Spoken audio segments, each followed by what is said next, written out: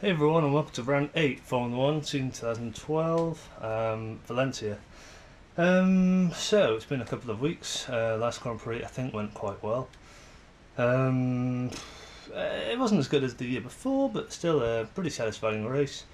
Not quite the result I wanted. It was looking very, very good for Alonso and Ferrari at one stage. Rather fell away at the end, but good drama in the closing laps. And that is always a good sign, I think. I successfully predicted Hamilton to win, which is something, although I didn't necessarily want him to, but I think he definitely deserved it as being, I'd say, probably quite definitely the fastest man on the day and weekend overall. So very, very good. Seventh different winner, of course.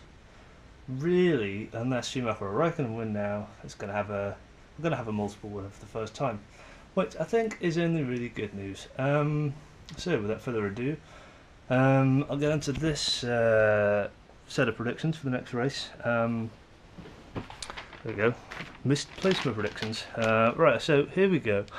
I think the man on form going into Valencia based on pole positions, Vettel.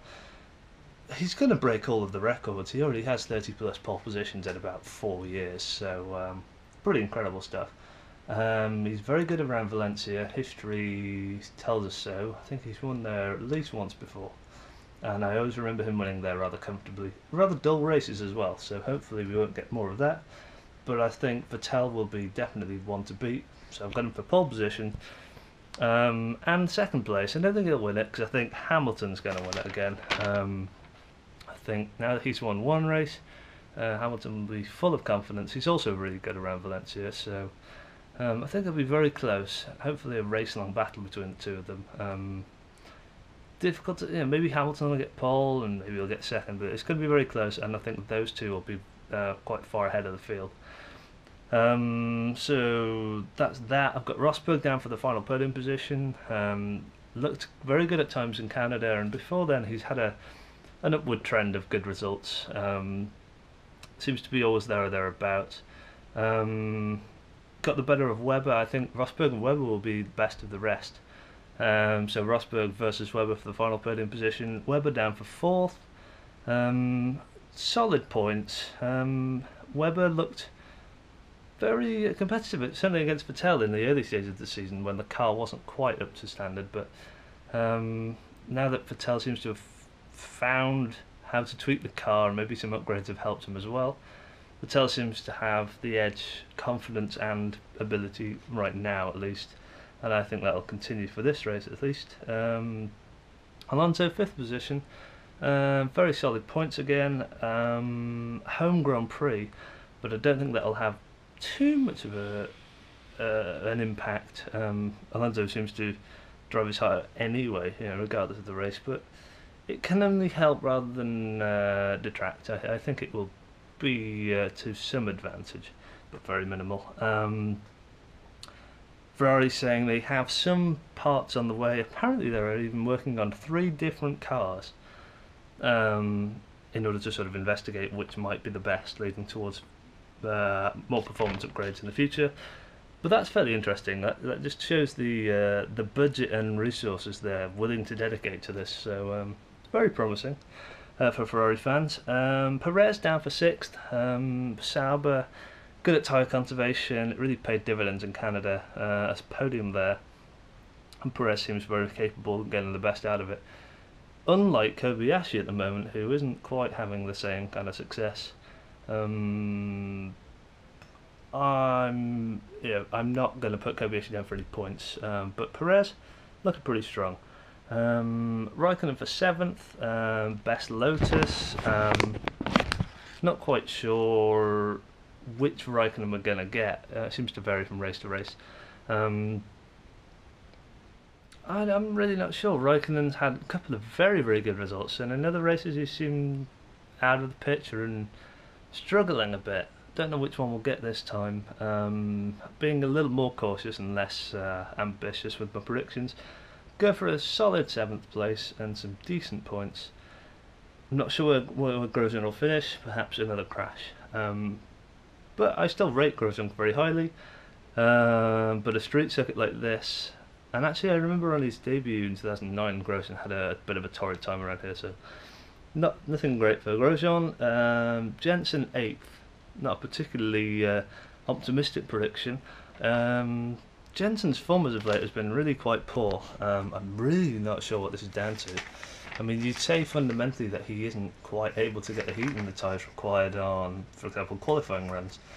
But you might expect during a full Grand Prix distance that he might be able to conserve the tyres for a much greater length of time. And in this kind of season, you might think that that would be a great attribute to have, but it doesn't seem to be gelling and coming up and coming good for him. So I think he might score some points this time, though, surely. But qualifying is going to be very important, I think, for this race. So Jensen down for 4 points in 8th. Schumacher 9th, finally finishing. I think the Mercedes should be a good car. I've got Rosberg up for some very decent points, but Michael and Luck aren't really hand in hand at the moment, so I'm not really sure. It's a very close field. Good strategy and things could all improve, but conservative estimate, Michael down for 2 points in 9th. And finally, I think Ferrari is looking to upgrade the car. Massa has improved recently as well. Made a really costly error going into turn 1, flat spotting the tyres, basically ruining his strategy and losing about 6 or 7 places in Canada. Beyond that, though, it is looking increasingly good for Massa at the moment. So I'm going to stick with the trend and have Massa down for a solitary point.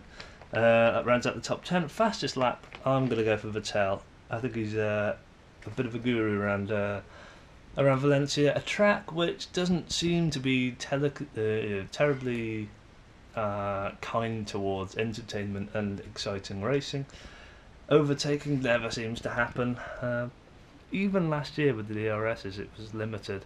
I'm not sure. I think most people should go into the race with low expectations, and they can only benefit from a surprisingly good race. Quite difficult to follow Canada.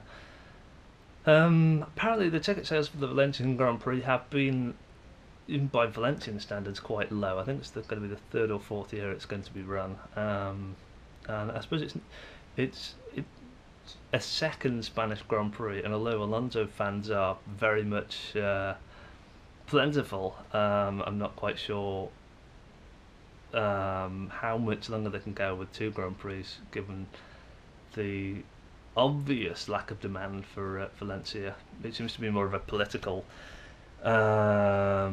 decision to host it rather than from a fan standpoint, but we'll see how that goes. But yeah, not much other news in the F1 circles. Le Mans was this weekend just gone, and a few former F1 stars involved. But now it's back to real racing, in my opinion. Back to Formula 1. The season's looking pretty good. It's still very early to say. Predictions more long term than the Grand Prix in front, but close is always quite good. But I think we can already see constructors looks like a McLaren Red Bull battle, and I think that's going to be decided whether who's going to get the better between Jensen and Mark. I don't see either of them winning the championship, so it's who can get the most points and help their team out. But yeah, looking forward to it actually. Expectations, as I've said, very low, but hoping for at least some close racing, and the tyre wear can always throw everything a bit up in the air, so that's quite good. So I'll leave it there. Thanks for joining me on this preview video. I'll be back for the British Grand Prix, I think possibly 2 weeks time, I don't know, it's not too far after Valencia, and that should also be another good one. But for Valencia, let's see what happens, and thanks again.